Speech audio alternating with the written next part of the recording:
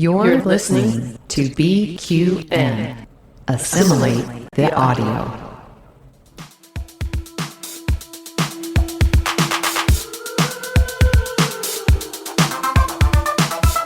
Welcome, listeners, to another episode of All Good Things, the Star Trek Universe podcast here on BQN and the Fandom Podcast Network. I'm your host, Mark White, and with me today are Christos and Kelvin. Hey, guys. Hey, Mark. How you doing?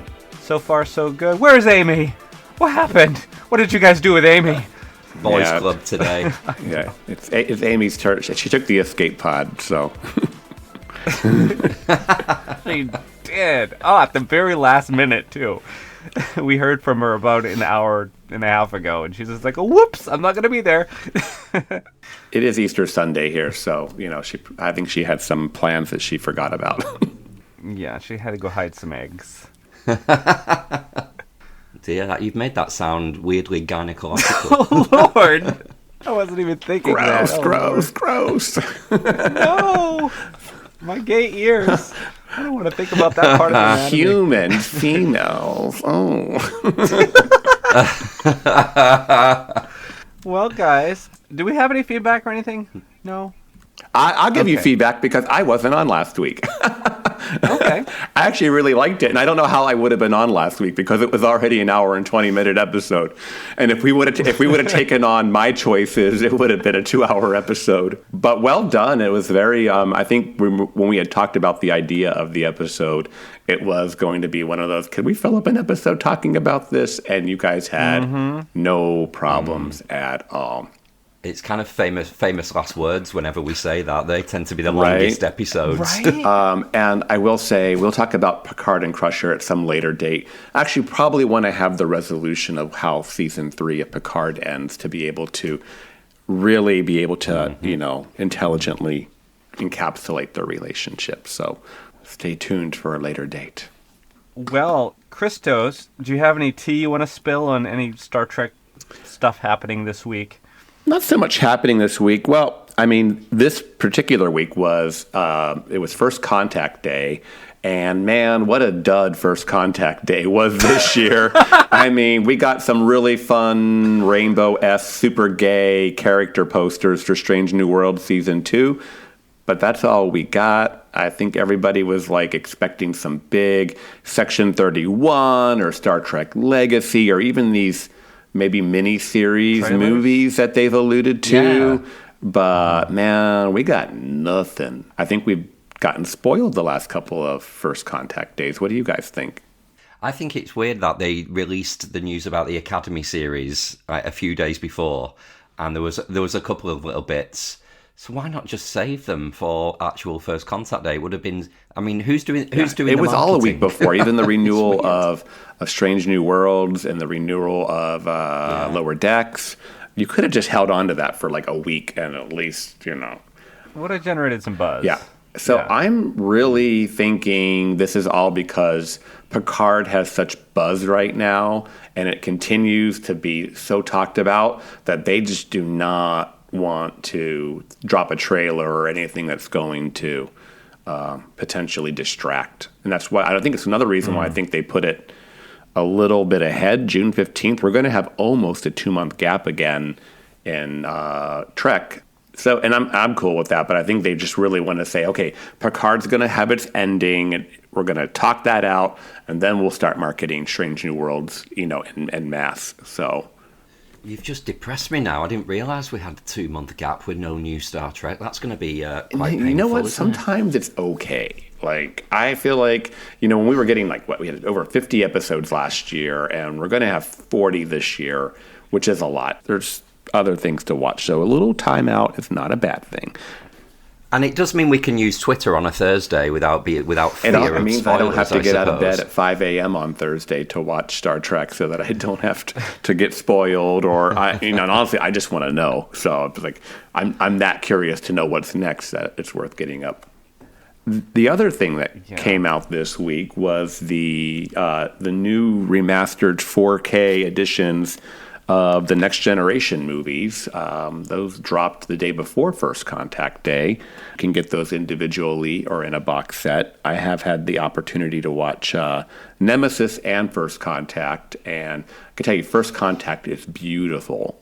Nemesis, it looks really good. It looks much better than any version we've had so far, but I don't know they didn't get it to look as nice as First Contact. I don't understand how that could be, given that it was made 5 or 6 years later. But it still looks good. It sounds amazing. I was kind of jarred a few times with the surround sound watching it last night. A lot of these things are on discount right now on iTunes, so worth checking out. People. Yeah, whole series, not just seasons of Trek shows are on sale, including TOS, which we're going to be talking about today. Well, before we launch into that, though, I think it's time for... This is the bridge! All hands to emergency escape pods! Escape pod! All hands, abandon ship. I'm assuming you guys probably watched this recent episode of Star Trek Picard and wasn't like, nah, maybe I'll get to it. No, you guys probably watched it. I think the correct question mark is how many times have you watched it? So, thoughts? Yeah, I loved it. As we said last week, and as it was hinted online, it did feel like almost a two-parter within the 10-part series. It very much followed on from episode 7 with the whole kind of Vatican on the Titan. Just another great episode. I'm a little... I can't decide if I'm annoyed or happy about the way we don't yet know what the deal is with Jack.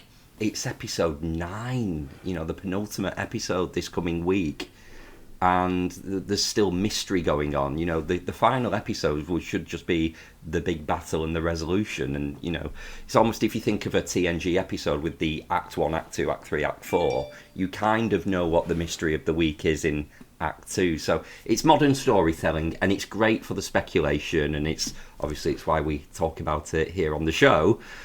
But yeah, the kind of the basic thirsty gay in me just wants to know what's going on. Yeah.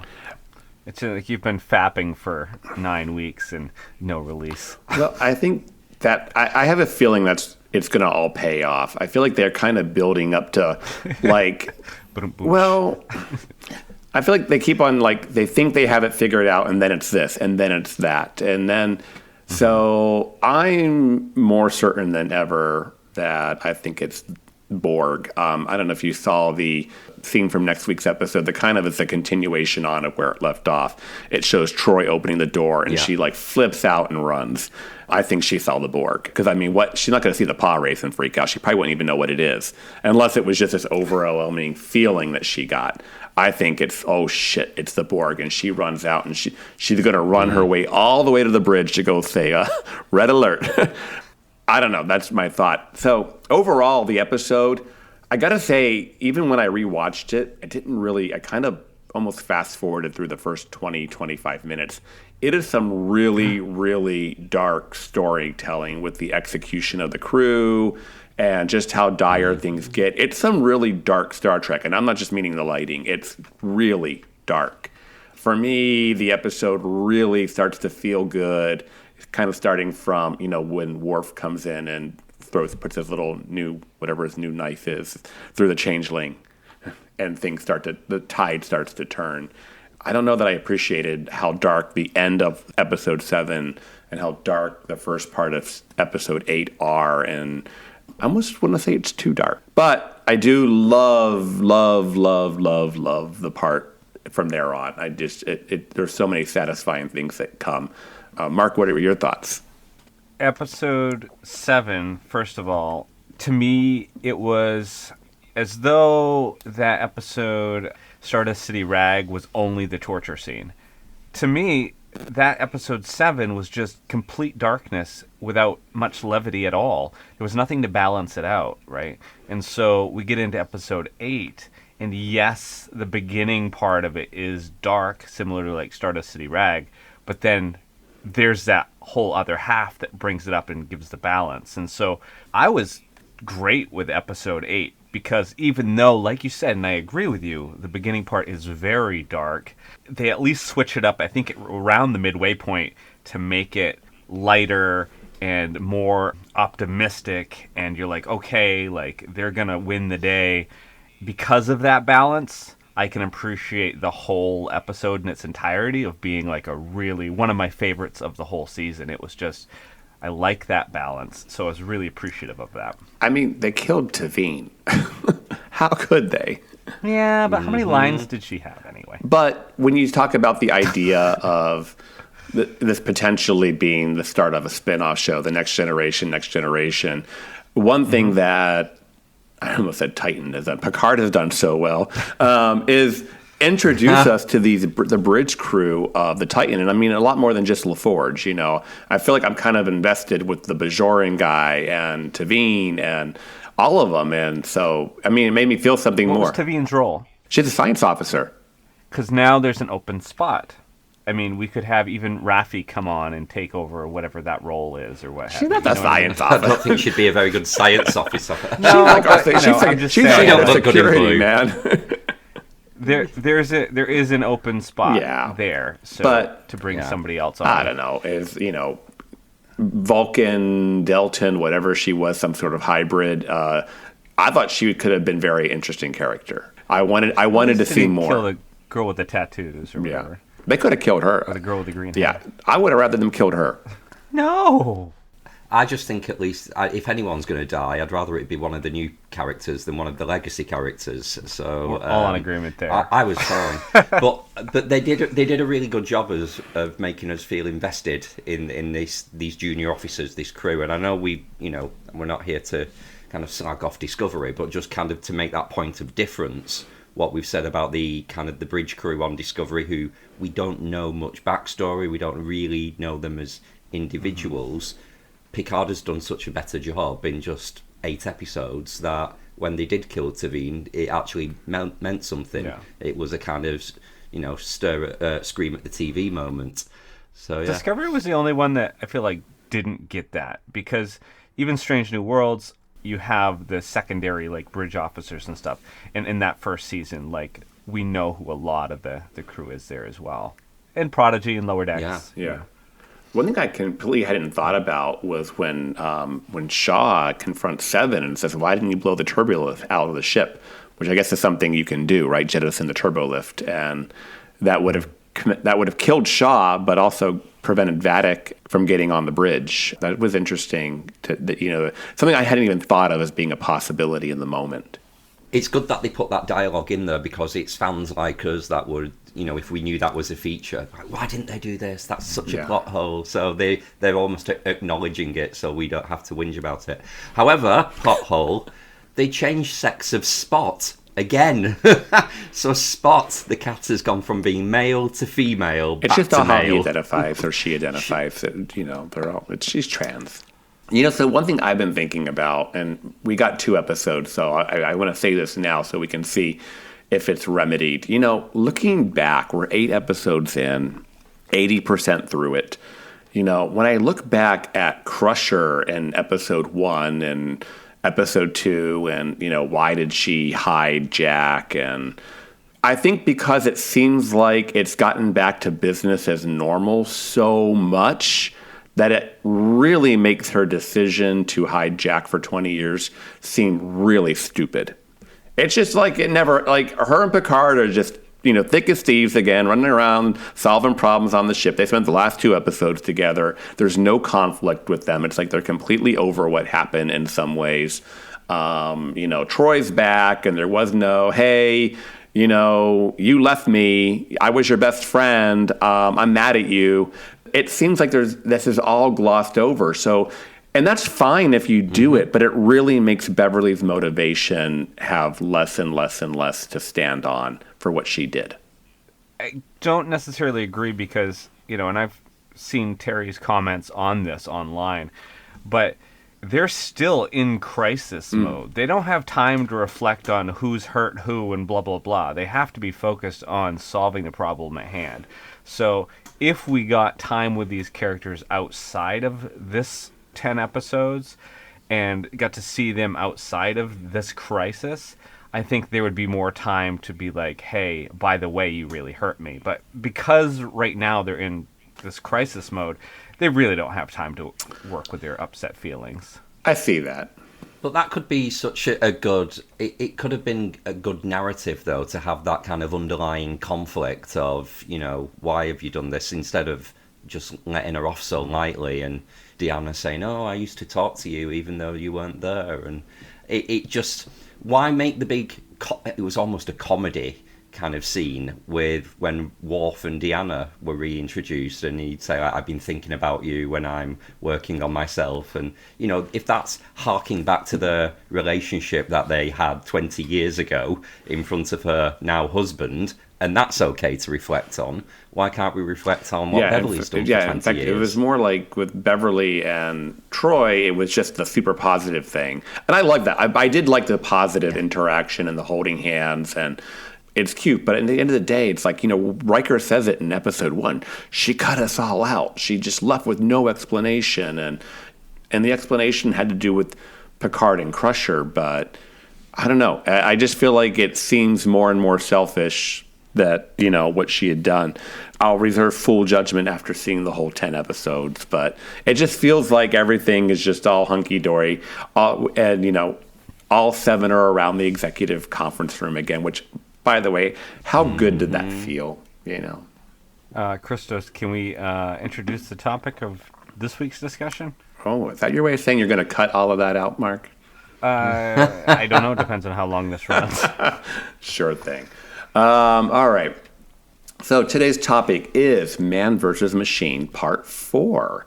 This series explores episodes throughout Star Trek where our crew goes up against a computer or artificial intelligence that is determined to destroy them. Previously covered episodes in this series include Discovery's Project Daedalus, Lower Decks Where Pleasant Fountains Lie, and Dead Stop from Enterprise. All good episodes, and you can go back and find those in our previous episodes.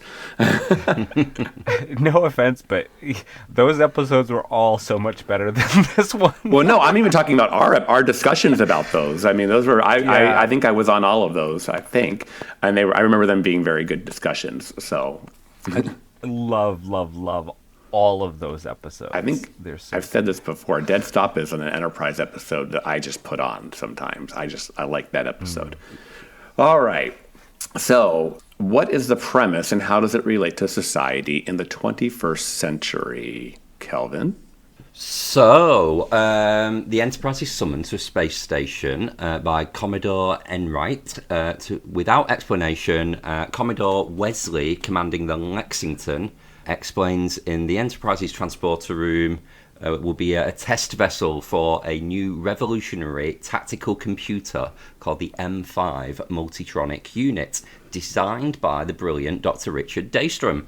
So the M5 will handle all ship functions, including responding to a simulated attack led by Wesley during the test with a crew of only 20, much to Captain Kirk's disapproval. So, what do we think?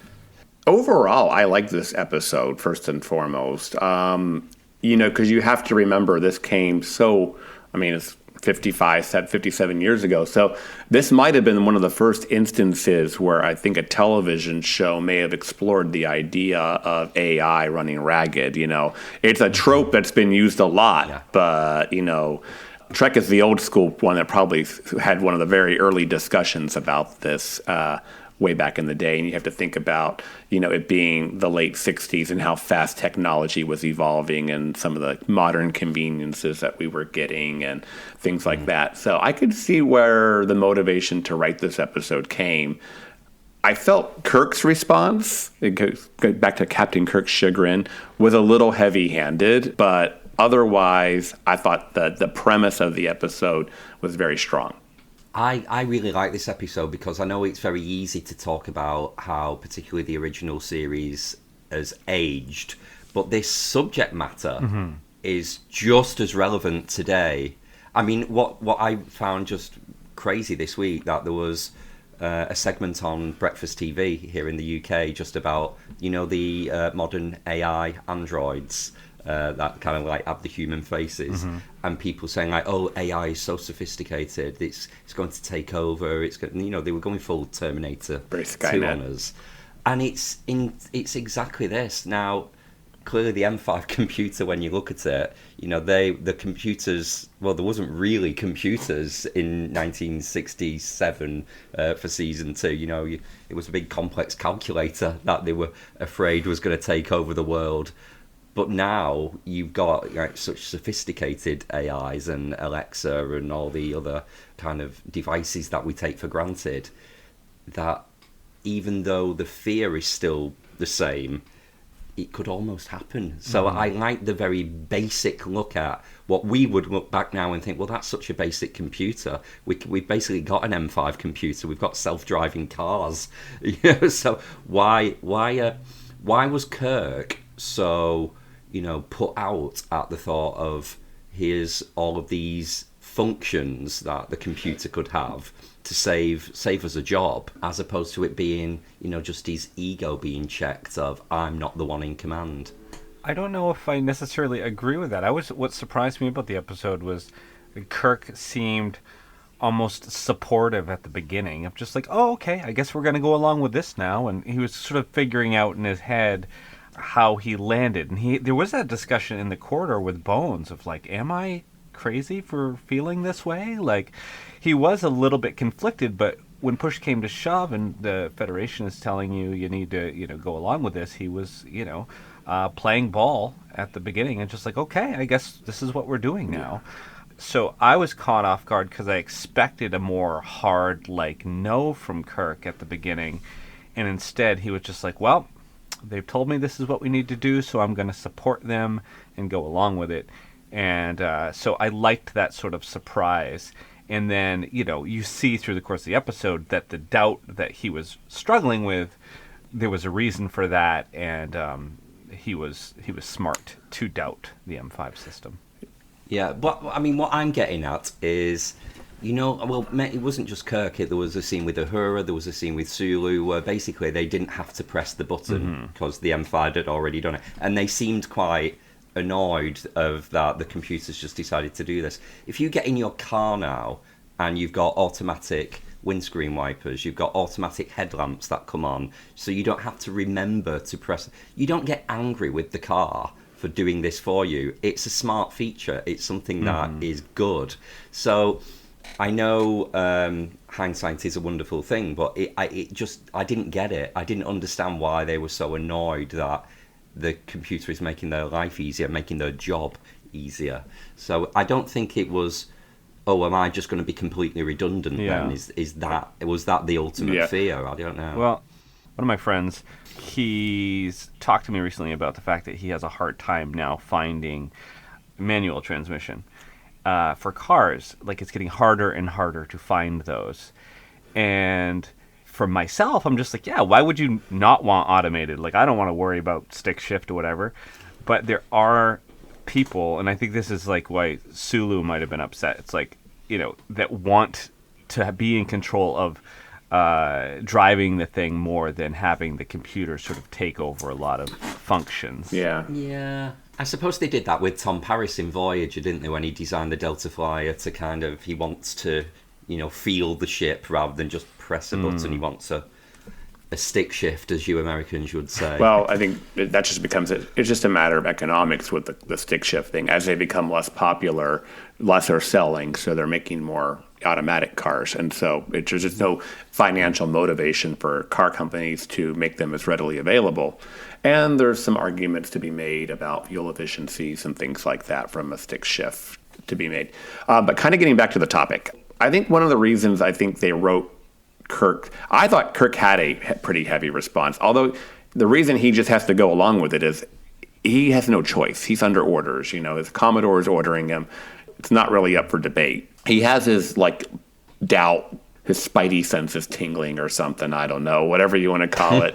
But, otherwise that's just his own intuition maybe, or his own whatever. I mean, I think it's really kind of grown up that he does question himself and asks himself, am I the problem kind of thing? Is this just my problem? I thought that was very evolved, especially for the time.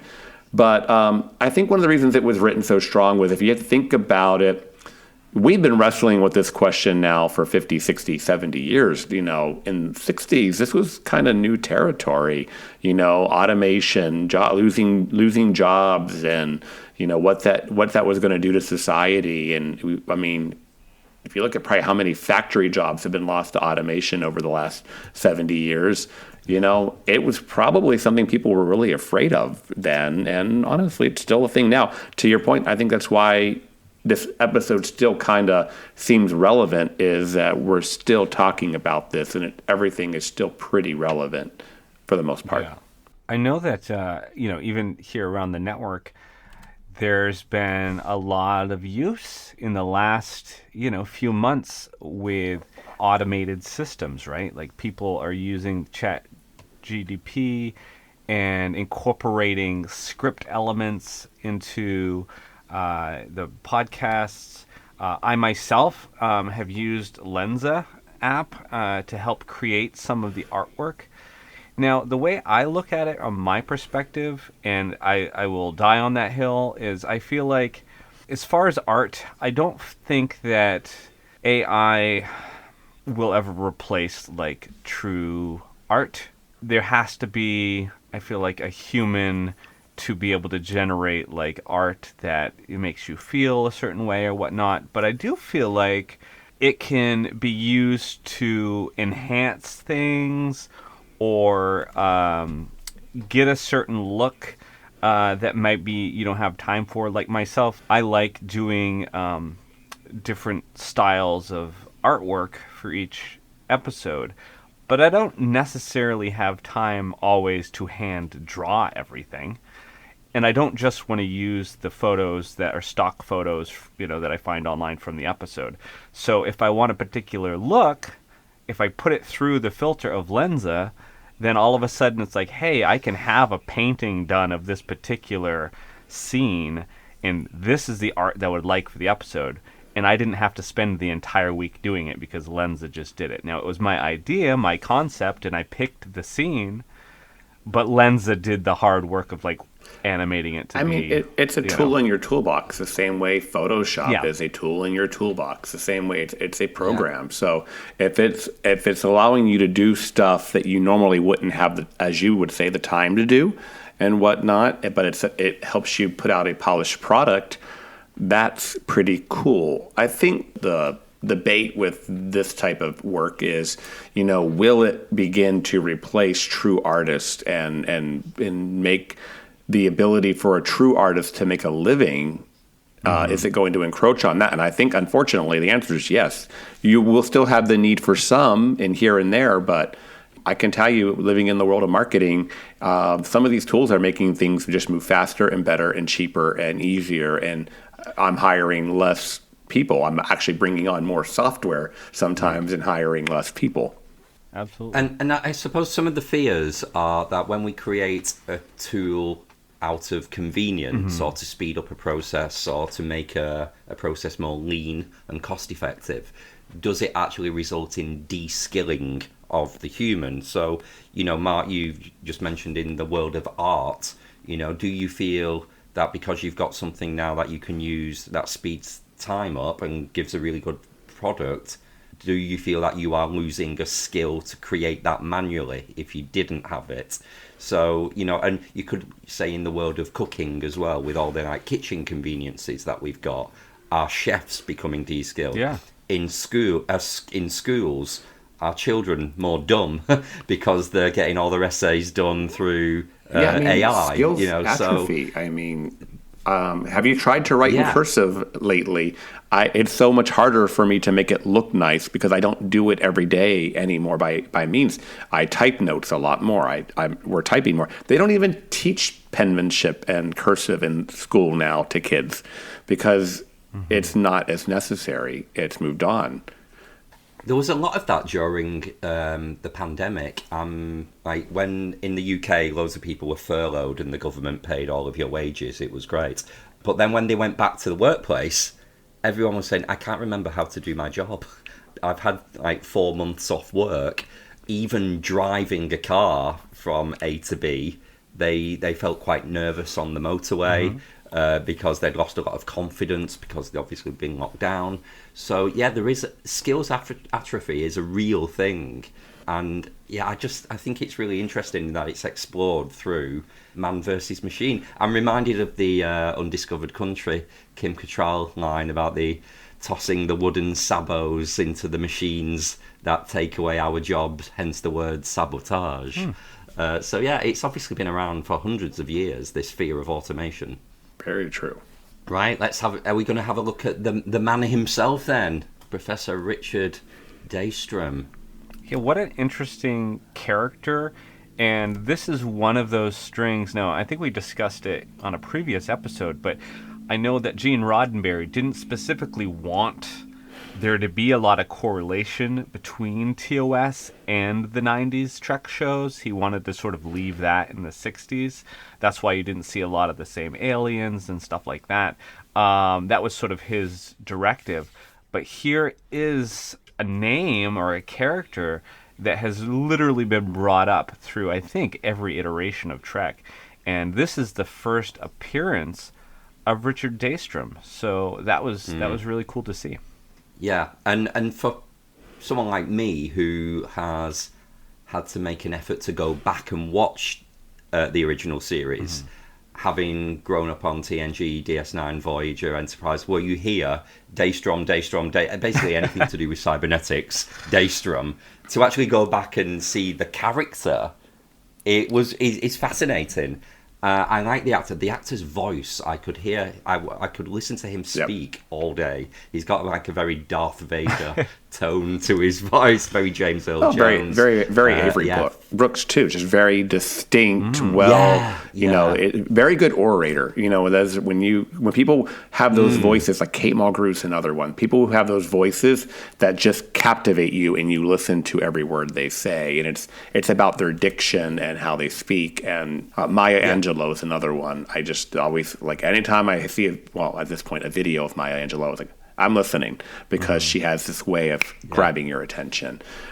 But it was great casting, because for someone who's supposed to be a genius, a Nobel Prize winner, to be able to speak and deliver your lines with such gravitas actually gave a lot of weight to that character. So I have a question, and I've literally this isn't even in the show notes because it hit me as we're speaking.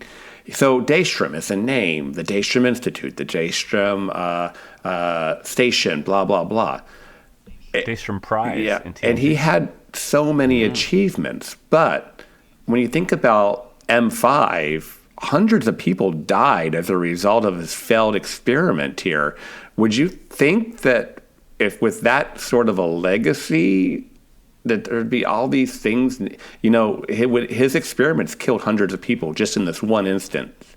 Because would that track now? I mean, if somebody experiment killed hundreds of people, would we be naming everything in the world after this person? The Daystrom kind of title almost was attributed to his earlier kind of successes and the Nobel Prize, as we've just said.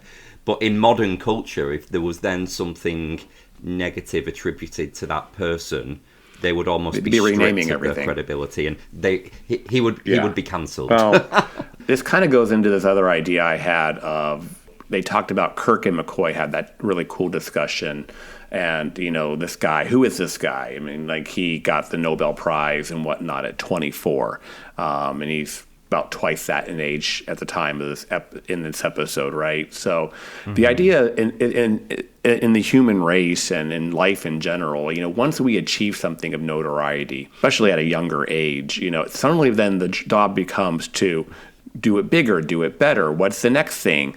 Even if you make a hit movie, it's like everyone's expecting that sequel to be just as good, if not better. Otherwise, it's a letdown, and then you ruined it. But the trope of how many times, and you know, where this person had achieved greatness, and because the need, whether it's society or our own mind or our own ego, jumping in there to say, I got to one-up myself, I got to do that much better, has led to disaster because shortcuts got taken or whatever. Did Daystrom's ego ultimately cause, you know, this failure? The hubris. Yeah. The sheer effing hubris. Yeah. It's like, it also just reminds me a little bit of David in Wrath of Khan taking shortcuts with Genesis, and and ultimately Genesis didn't work because shortcuts were taken. But also as well, if you think just in general about maybe celebrities, if you like people in film stars, etc., who achieve fame very early in life, then they get very affected by that, and they might develop some kind of like personality disorders, or be more inclined to, partake in drugs and alcohol, and be some kind of, car crash of a person because of all of this fame that they've had. So to apply that in a professional setting can be just as valid. And rather than this character just being, the crazy mad scientist of the week, which quite frankly, the 60s would have gone there, because it was just fine to just label someone crazy on TV as the motivations to be a villain of the week, whereas you wouldn't do that now. You can actually explore this through the modern lens of this kind of sense of achievement was potentially some of the reasons that made him a flawed human in later life. So yeah, I think it was a wonderfully complex episode that dealt with very contemporary issues all those years ago. I think it was a great choice. I don't want this topic to go by without bringing up this, I guess, hot discussion topic, which was the casting.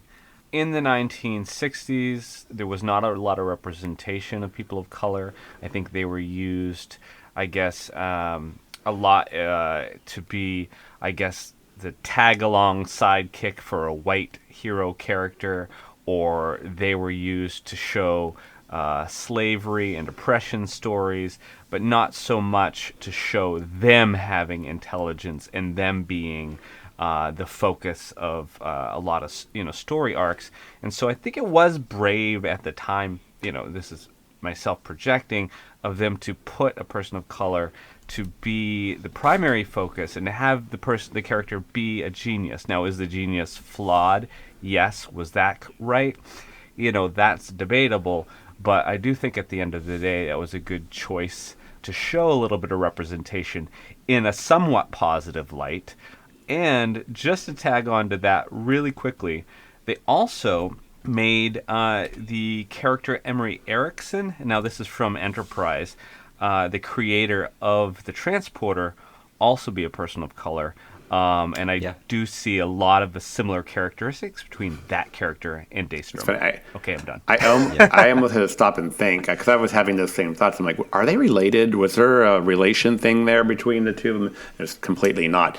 But going back to the casting of a person of color, I totally understand your point of view on that, Mark. I don't know without transporting myself into 1967 or 68 to know, does it do more positive because of all the reasons you said, or does it do more damage to be, although he's smart, he's flawed, and Kirk still knows better than him, and by the end of the episode, the guy's had a mental breakdown and has been proven completely wrong and basically shown to be a failure in this episode. I don't know if that is more detrimental to a person of color and the perception of that. Like, oh, there's Kirk. He outsmarted that guy. I can almost hear how a racist person would comment on this episode. Yeah, but if the choice is that or not having a person of color in this role, then I think either way it's a lose-lose. So I admire the casting. I thought it was genius. Sorry, I didn't mean to interrupt. I think the only way this also makes okay in my head is, we saw like Commodore Decker and Doomsday Machine be just as messed up, and and that was not a person of color, and it's kind of has someone basically goes to a psychotic break. I don't know why that kind of reminded me watching this episode today. I was taken back to that performance. I guess it's one of those over the top 60s performances, but. What great acting. I don't know if you noticed this, and maybe it's a part of a 75-inch TV and high definition and whatnot, but he's literally, the stress in some of the situations, you could literally see him sweating on his brow and it coming down the side of his head. And it's like, I don't even know how you do that other than turn the heat up in the room, right? To make people... He acted the heck out of it. Yeah, like that. There was some things there that I noticed, even, that are just like, wow, that was... How do you even make yourself sweat like that in the moment? Because it makes perfect sense that the character was. That might just be the light bulbs on set in the 1960s were horrendously inefficient at heat transfer. And he was actually like just you said, sweating. like I was saying, like maybe you would never have seen that on a 19-inch, potentially black and white TV back in the day. But it really, like I said, upscaled to HD and on a big screen TV, it really added more drama to the moment. Yeah. He was also layered in a polyester multicolored jumpsuit, so that could have had something to do with it. Traps the heat. Plus the light, like you were saying. How great, though, that, when a lot of people do look at the original Star Trek in modern technology and like, oh, look at that, you can see a mark on that. Like, even on the M5 computer that was attached to the captain's chair, there was like a big scratch on the side of the box. Yeah, did you notice it? And it was so distracting. I was like, why has nobody in the continuity just wiped that off? So it's nice to hear that a fine detail of modern TVs is actually adding something to the story rather than taking us out like it normally does. Especially with some of those. I can't believe you noticed that too. Yeah. And it was there for the full episode. I mean, if it had gone halfway through, I probably would have complained about the continuity of it. But yeah, it did look like a boost. You guys are wrong for that. Yeah. Can we just get back to Daystrom and the kind of the Daystrom legacy? Because obviously we're on All Good Things, and as you've just said, Mark, the name Daystrom has gone through all of... I think it's only Enterprise that it wasn't actually in, which makes sense because it was so many years before Daystrom. But what was interesting is that Daystrom was in Discovery Season 2, it was talked about, which was set before this episode. Oh. So the Daystrom Institute was not something that was kind of posthumously, associated with Richard Daystrom after he was passed. But it was while he was still practicing and alive, So I thought that was interesting timeline. Well, great catch. Yeah, I mean, it was like they said. I think they referenced like 24 years, I guess, rough before that he invented, the software, I guess, that runs the Starship computers. Mm-hmm. So in Discovery, it probably would have still been like 15 years past that. So I guess, he would have had time to become like a modern day legend, like Stephen Hawking, or things like that. Yeah. So, does anyone have any favorite Daystrom references in all of Trek? I like kind of Leah Brahms becoming director at the Daystrom Institute in All Good Things, and in my headcanon, until we're told otherwise, that's where she is now, married to Geordie off screen at the Daystrom Institute. So I like that one. I also like the fact that the Doctor said to donate his hollow emitter to the Daystrom Institute if he was to ever go offline. So yeah, it's literally everywhere in Star Trek. I love it. I am a fan of the Daystrom Station in Picard because of the parallels with this episode, where you see Daystrom Station is actually being used by Section 31 to store these black ops stuff. So it's like dangerous AI gone bad at Daystrom Station. I was like, that's kind of cool.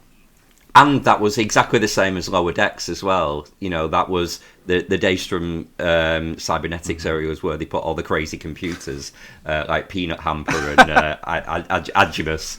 So yeah, they're all locked away at Daystrom. I mean, I don't really have any affinity for Daystrom. It does show up everywhere. I was going to reference what Mark was saying. It's kind of funny that Section 31 has a little office there inside Daystrom Station. I don't think it's the whole station, obviously, but that they have their own little black ops area. They're like kind of right under your nose kind of thing, hidden in plain sight. Well, guys, I think we should move on before we run out of time with assimilations and regenerations.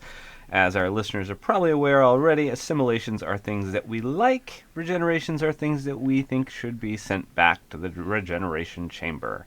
it's kind of a great bottle episode where the Enterprise is kind of the main character as usual, I guess.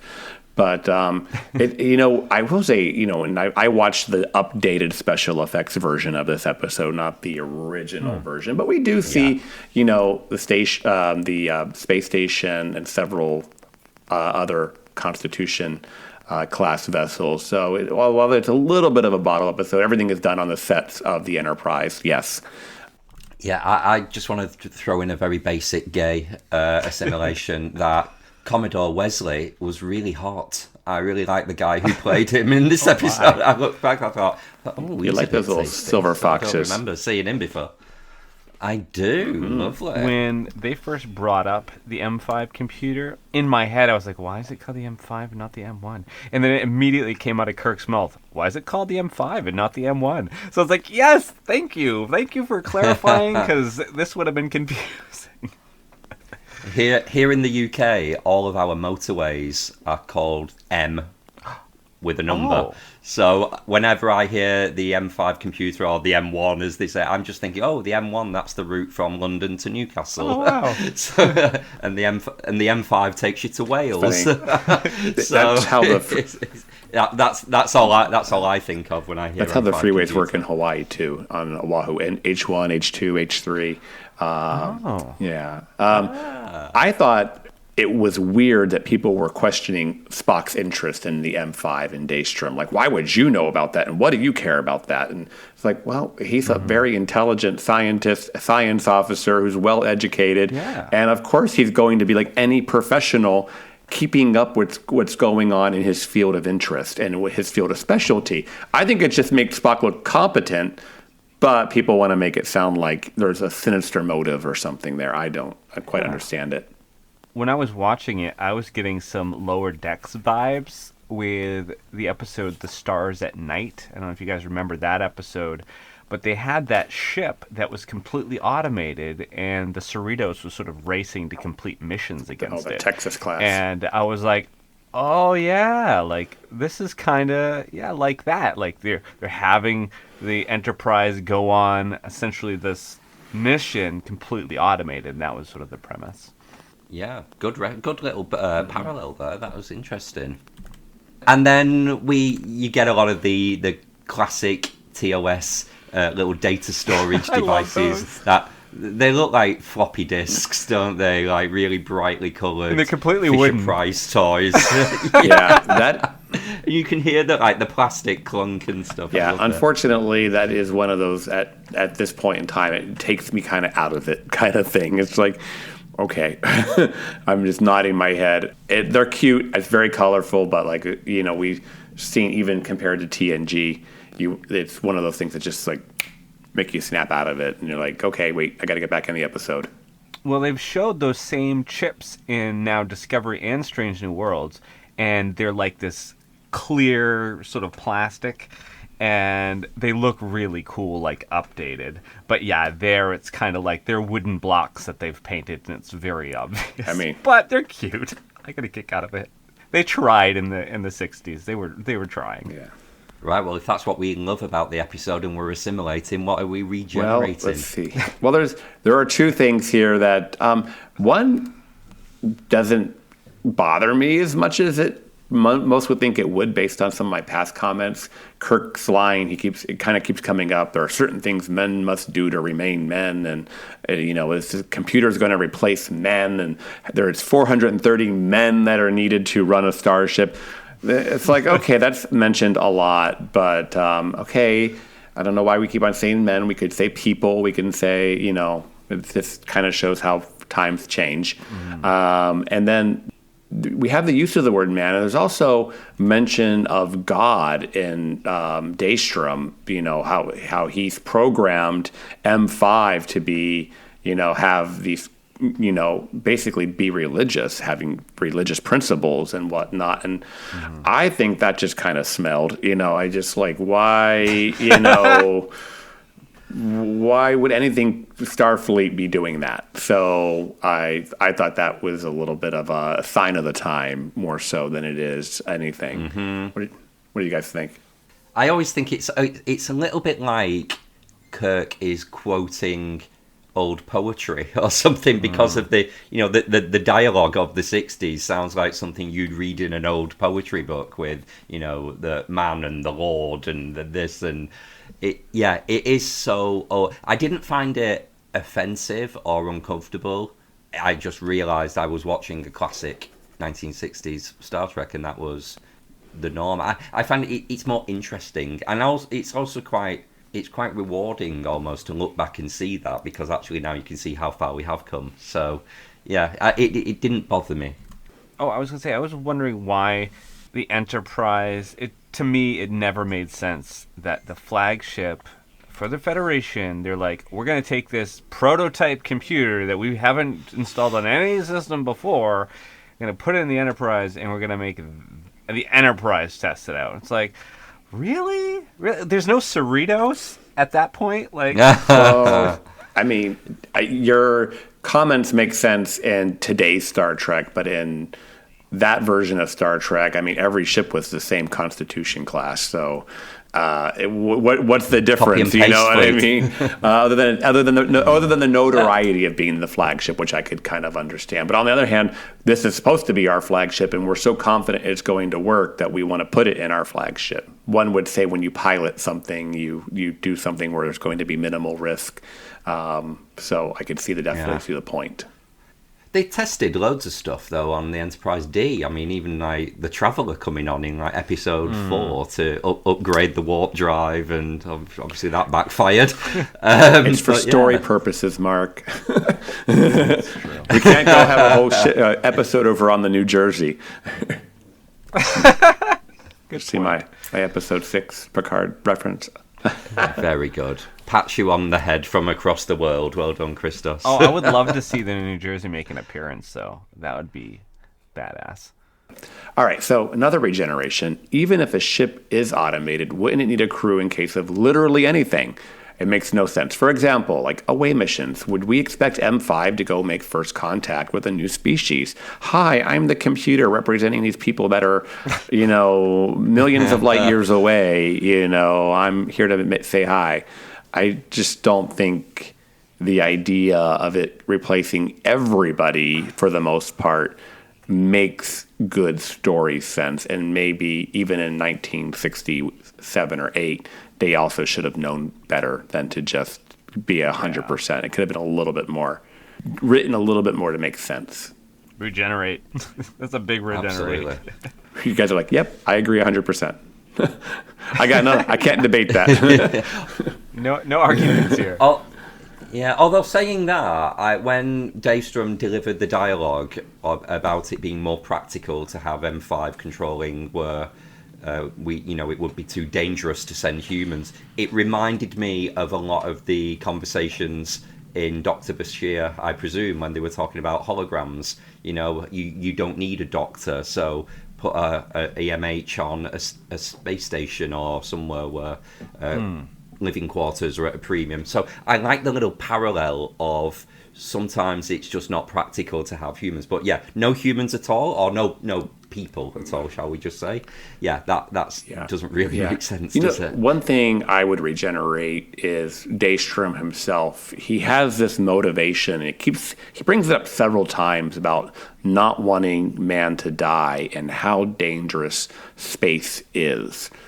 I felt they could have written in a little bit more of a plot point if they kind of put in there, like maybe his father died on a starship or something on a mission exploring.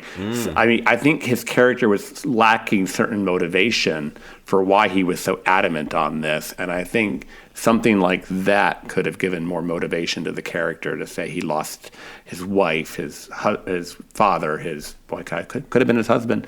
Somebody important to him died out in space doing what they do. But isn't that exactly what they did with Emery Erickson in Enterprise?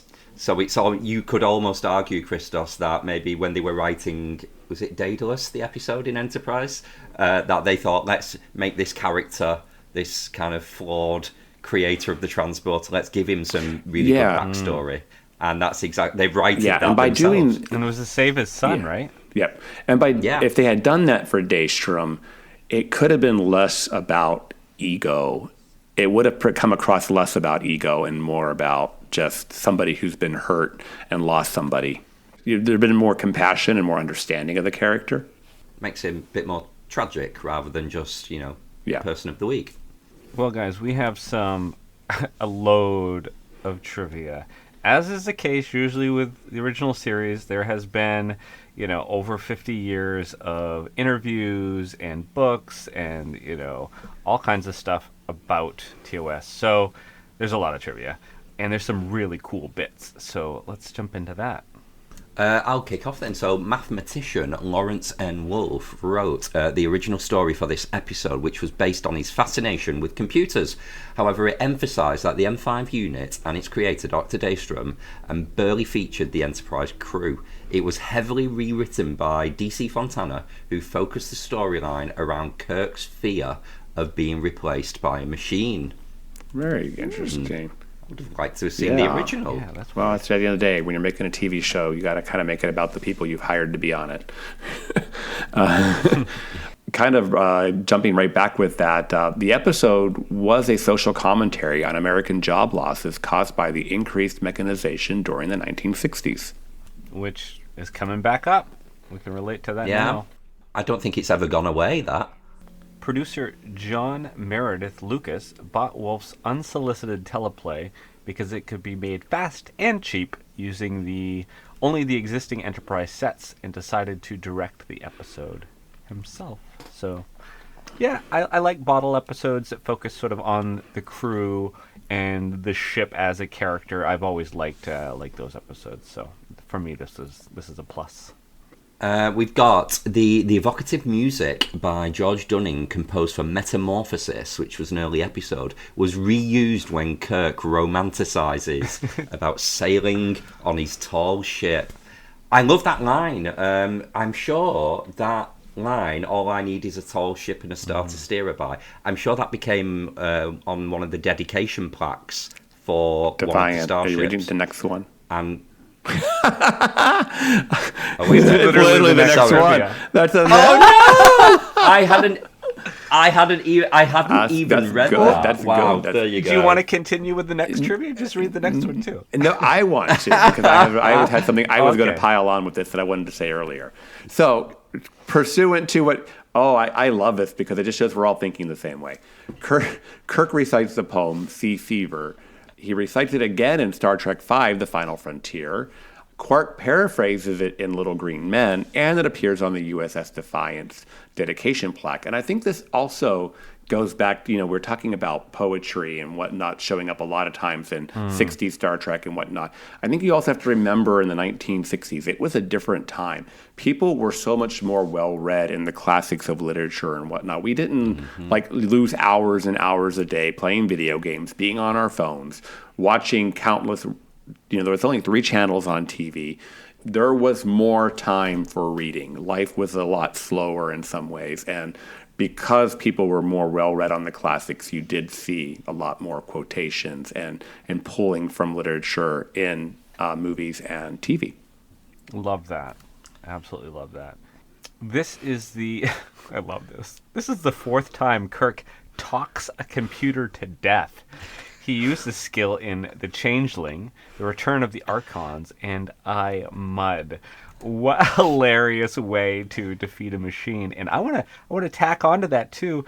If you remember Emperor Philippa Georgiou, she was being interrogated by those holograms in the future. Yeah. And she just starts blinking at them and makes them blink out. And I love that. So it made me think of that too. Fantastic. Blinking a hologram to death. What a way to go. So the remastered version replaced the stock footage in this episode, and the space station, now named Starbase 6, used images of Deep Space Station K7 from the Trouble with Tribbles in the original broadcast.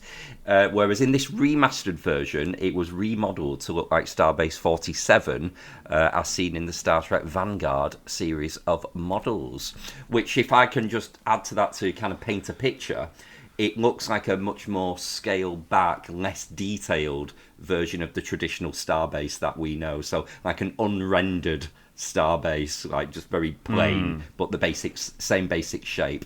I really appreciated that when I was watching this episode, because that's how they're transmitted through Netflix, through the streaming. Very cool. In an early draft of TNG's Booby Trap, the character which became Leah Brahms was instead to have the surname Daystrom, and she was to be Dr. Daystrom's great-great-granddaughter. The TNG casting department didn't realize that this would call for a black actress to play the role until after Susan Gibney had been cast for the part. Although the character was thereafter renamed at the suggestion of script coordinator Eric Stilwell, a Daystrom link was retained by referring to her as having graduated from the Daystrom Institute. I see that happening in 1990 or 91, probably when that episode got made. You know, with mixed families and whatnot, now it could be totally possible for her to still be related and appear lighter in skin tone. Yeah, couldn't she have just married into the family and taken the name? You know, that's... Well, I think I would have well, to be a great granddaughter, there'd be a relation, not just her husband. But still, I don't know. I thought it would have been a cool tie-in. Yeah.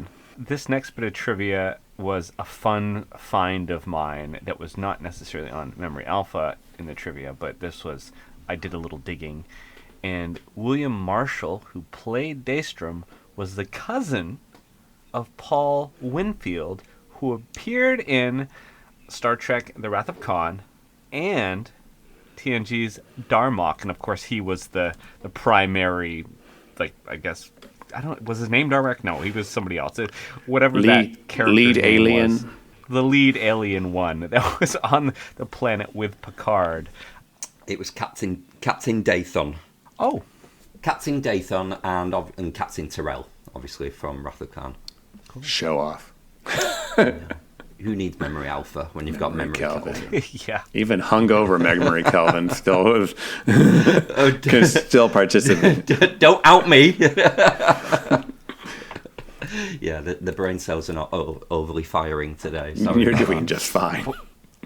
I think that was my point. Well, final thoughts, gentlemen? I thought it was a good episode. Yes, obviously 60 years later, there are some things that just don't add up. But overall, the main story, the main plot, it's still so relevant to today that, I'm not taking my normal baseball bat saying, oh, man, I can't even watch this episode. This is definitely one that's still relevant, enjoyable. Yeah, there's some things I would judge if I were doing it now or even doing it then, but for the most part, I think it makes its point and it's relevant. Yeah, me too. I kind of want to echo not really anything different there. I think it was a hugely relevant, well-aged story that I really enjoyed going back to rewatching. I like anything that ties the different series together. So, we're all sick of tweeting with the hashtag Star Trek Legacy. This was a real legacy moment that we've got. Dr. Daystrom that appeared in all of the other series. So there's your legacy for the week. I think, poo-stained computers and all, it was a really good episode. So classy. Well, I have to say, I do watch TOS a lot. I put it on before I go to bed, so it's pretty much on most nights at my house. Not because I particularly love it, but because I can honestly fall asleep to it, and I don't need to be paying that much attention. It's just it's just on. It's TOS. I'm not necessarily going to get invested to stay up and watch it. I could fall asleep watching it. It's fine. So I've seen a lot of these episodes, and what surprised me about this one is here is an episode that had me kind of at the edge of my seat, and that does not happen very often with TOS. So I watched this episode with some stakes, and I was really engrossed in, how are they going to solve this one? Oh my goodness, it's taken over the ship. What's going to happen? Oh my god, that person got killed. There was a lot happening in this episode that kept me interested, and had I put this on before bed, I probably would have stayed up and actually finished watching it. Nice. All right, so shall we talk about our next week episode, which is going to be one that I don't have to go rewatch, although I probably will for shits and giggles. It is part 2 of our Captain's Chair series, which, if you remember, listeners, this is host choice, and I think Captain's Chair part 1 was me, and I chose TNG, The Chase. Sticking with TNG, Amy's choice is going to be TNG's Unification Parts 1 and 2. And I think this is a really good reason for me to get out that special Blu-ray that I have that has Unification 1 and 2 cut as a movie and maybe watch it that way. Nice. But Now he's showing off. I love it. I'm actually, if anything, I'm telling listeners, if you can still find that, I think they're still available on Amazon. I know physical media is going out the door, but it's those recut movies of TNG Blu-rays are treasured possessions of mine. My text to Amy when she messaged me that this was her choice was like, "Of course you picked a 2-parter." I'm like, more work. Greedy. Spock's not even really in part 1, so we got to get the 2-parter. Amy's choice sounds like a book. Oh Lord. Back to more female problems. Well, moving on. We would love to hear what you thought of today's episode and hope you'll join our Facebook group, the BQN Collective, to continue the discussion there. You can also tweet your thoughts at AllGoodPod. And please follow the network on Twitter and Instagram at BQN Podcasts. We've also partnered with our friends at the Fandom Podcast Network. You can find us by searching their master feed. So, Christos, where can people find you when you are not trying to dismantle an evil AI and prevent it from killing more people? Oh, well, people can find me on the BQN Collective on Facebook, on Twitter and Instagram at GeekSD, or over on my other podcast called What's the Tea, Bev? So, Kelvin, where can people find you when you're not hanging out alone in a Jeffries tube with Spock? One is never alone when you're with Spock. When I'm not doing that, you can find me here on the network in the BQN Collective Facebook group or on Twitter and or Instagram at Kelvin's Timeline. So, Mark, where can people find you when you're not rubbing off poo stains on a computer? Oh, Lord, it would be my job, wouldn't it? Get out the baby wipes. Someone's got to do it. That's such a lower decks job. I kept watching that chair, and I'm like, somebody's going to clean it off. Maybe this cut, maybe that cut. But every time I looked at the screen, it was like it was still there. Well, when I'm not doing that, people can find me, obviously, in the BQN Collective Facebook page. They can find me on Twitter at MarkWhite207, or if they become a patron of the network on Patreon, they can listen to my show, It's Green, and we have a new episode dropping soon where Amy and I will be jumping into the DeLorean, going back to the 1980s, and discussing all things 1980s and Madonna, and it was really fun discussion, and we were also getting buzzed at the same time. So if you want to hear slightly buzzed Amy, tune into this It's Green that's coming up soon. It's going to be fun. We know slightly buzzed Amy very well. She's a lot of fun. Well, please hit the subscribe button on Apple Podcasts or wherever you get your podcasts and leave us a star rating and written review. It helps others to find the show. You can also follow the entire network's podcast with our master feed by searching BQN. This way you won't miss any of our fine shows like Union Federation, Galaxy Class, History with the Szilagys, Infinite Diversity, Sasquatch, What's the Tea, Bev, Trexperts Quiz, and the new Captain's Couch, which if you haven't listened yet is great.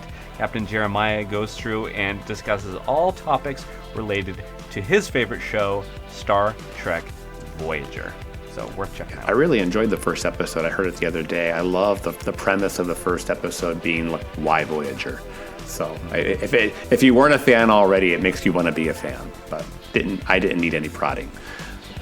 At this time, we'd like to thank our associate producers, Mahendran Radhakrishnan and Tim Cooper. A special thanks to Graham Kelly for our opening and closing music, and to our very own Mark White for our artwork each and every week. If you'd like to help us keep all our shows coming to you each week, you can become a patron of the network on Patreon. We'll add you to the Hive Mind Facebook group so you can enjoy shows like It's Green, Amy's Math Moments, and other network perks. With a monthly subscription of $5 or more, you can join our meetings on the Hive Mind Roundtable discussion on the second Saturday of every month. Visit patreon.com/BQN to get all the details and watch your messages. Thank you for listening. We hope you'll join us as we search out All good things.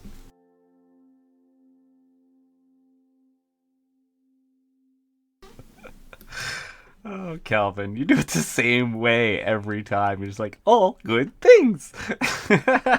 So cheery. I like to be predictable.